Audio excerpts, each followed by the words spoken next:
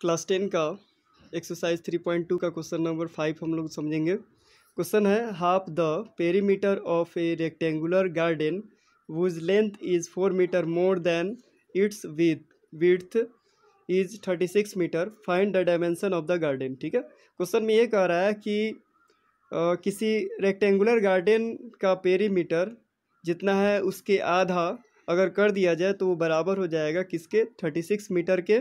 और साथ साथ ये भी दिया हुआ है कि जितना उस रेक्टेंगुलर गार्डन का विड्थ है उससे 4 मीटर ज़्यादा उसका लेंथ है। ठीक है, तो हमको find the dimension of the garden, यानी कि उसके लेंथ क्या होंगे, उसके ब्रीथ क्या होंगे, ये हमें बताने हैं। ठीक है, तो चलिए इसको सोल्व करते हैं। बहुत ही ईजी क्वेश्चन है। लिखेंगे क्या, let the width of the garden x metre, length मान लिए इतना और विड्थ इतना मान लिए, तो लेंथ हमारा क्या हो जाएगा, y मीटर हो जाएगा।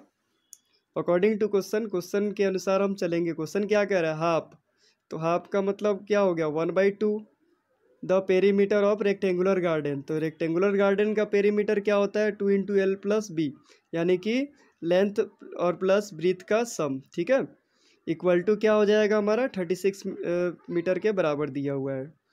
तो यहाँ से 2 से 2 हमारा कैंसिल हो जाएगा, तो x + y = हो जाएगा 36, है ना। तो यहाँ से y का अगर वैल्यू निकाले तो y = हो जाएगा 36 - x, प्लस x इधर जाके माइनस हो जाएगा। तो ये हमारा क्या बन गया, इक्वेशन 1 मान लेंगे। तो अब क्या करेंगे, इसके लिए वैल्यू अगर रखते हैं, अगर x का वैल्यू 0 रखते हैं तो ये 0 रखते हैं तो ये तो ख़त्म हो जाएगा। x 0 अगर रखते हैं तो ये टर्म हमारा क्या हो जाएगा, ख़त्म हो जाएगा। तो क्या बचेगा हमारा 36, यानी कि y का वैल्यू क्या हो जाएगा 36। तो यहाँ पे 36 हमने लिख लिया। फिर अगर x का वैल्यू अगर 16 रखते हैं तो 16 रखेंगे तो 36 में से 16 माइनस करेंगे तो 6 में से 6 माइनस करेंगे 0, 3 में से 1 माइनस करेंगे क्या हो जाएगा, 2 हो जाएगा। ठीक है, तो इस तरह से हमारा a कोऑर्डिनेट क्या मान लेंगे, 0,36, b कोऑर्डिनेट हो गया 16,20। ठीक है, ए और बी मान लिए। अब क्या करेंगे, अकॉर्डिंग टू क्वेश्चन फिर से हम चलेंगे, क्योंकि इसमें क्वेश्चन में फिर कह रहा है क्या कि इसका लेंथ जो है ब्रीथ से 4 मीटर अधिक है।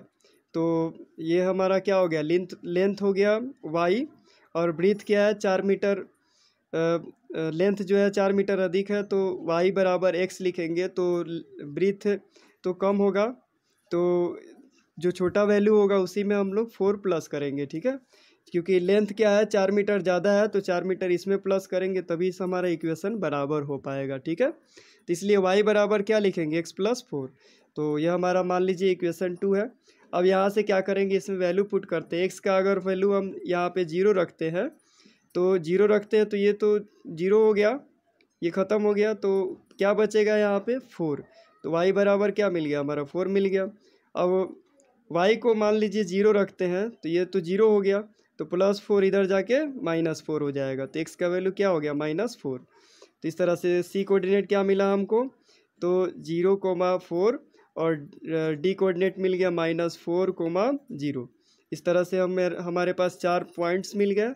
इनकी सहायता से हम लोग a और b की सहायता से एक लाइन ड्रॉ करेंगे और फिर c और d की सहायता से इस लाइन को हम लोग ड्रॉ करके ग्राफ में हम लोग रिप्रेजेंट करके इसका सॉल्यूशन निकालेंगे। ठीक है, चलिए फिर इसका ग्राफिकली रिप्रेजेंटेशन कर लेते हैं।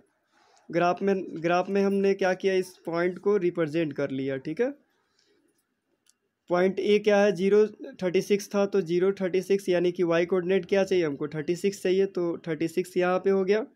और 0 क्या है, x कोऑर्डिनेट है, तो x की तरफ हम नहीं जाएंगे, इसका अर्थ ये है। और y कोऑर्डिनेट 36 यहाँ पे हो गया। b कोऑर्डिनेट क्या है, तो 16,20, तो x कोऑर्डिनेट यहाँ पे 16 हो गया और y कोऑर्डिनेट यहाँ पे क्या हो गया, 20 इसके सामने। तो दोनों पॉइंट यहाँ इंटरसेक्ट करते हैं, तो ये हमारा क्या हो जाएगा, 16,20। ठीक है, अब क्या करना है यहाँ से कि c कोऑर्डिनेट देखेंगे। c कोऑर्डिनेट क्या है हमारा, c कोऑर्डिनेट है यहाँ पे 0,+4। ठीक है, तो ये हमारा c कोऑर्डिनेट हो गया। तो यहाँ से y कोऑर्डिनेट क्या है, +4 चाहिए, तो यहाँ पे +4 हो गया y कोऑर्डिनेट, और x कोऑर्डिनेट 0 है, यानी कि x की तरफ हमको नहीं जाना है, तो y एक्सिस पे ही रहेगा। अब क्या है हमारा डी कोऑर्डिनेट क्या है, -4 0, तो डी कोऑर्डिनेट हो जाएगा -4 0, यानी एक्स कोऑर्डिनेट क्या चाहिए, -4 चाहिए, और वाई कोऑर्डिनेट क्या है, 0 है। इस तरह से डी पॉइंट मिल गया। अब ए पॉइंट और बी पॉइंट की सहायता से एक लाइन ड्रॉ कर लेंगे। फिर इस पॉइंट सी और डी, जो दो पॉइंट्स मिले, इसकी सहायता से अनदर लाइन हम लोग ड्रॉ कर लेंगे।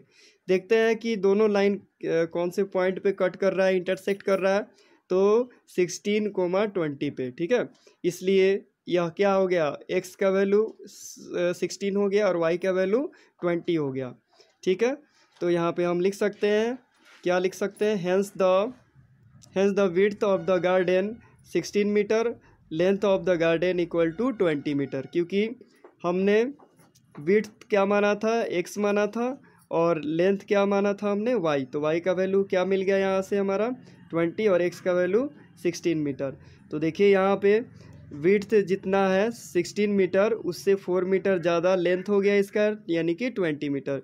इस तरह से ये हमारा रिक्वायर्ड आंसर हो जाता है। इस तरह से हम लोग इसको सोल्व करेंगे।